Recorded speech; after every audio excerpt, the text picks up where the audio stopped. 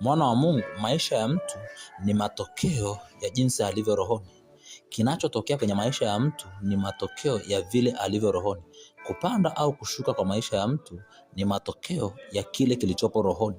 Ezekiel 1:12 nasema, nao walikwenda kuelekea mbele, kila mmoja wao roho ilikotaka kwenda ndiko walikokwenda.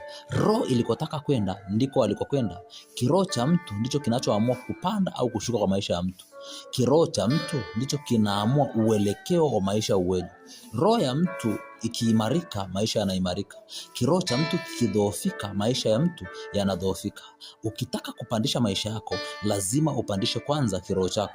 Uwekezaji wako rohoni unaamua maisha yako yaweje. Ukistawi rohoni, huwezi kupingika mwilini. Kama unataka kubadilisha maisha yako, mtu wa Mungu, anza kuwekeza rohoni. Lisha roho yako, inenepesha roho yako, na maisha yako yatastawi na kubadilika katika jina la Yesu Kristo aliye hai.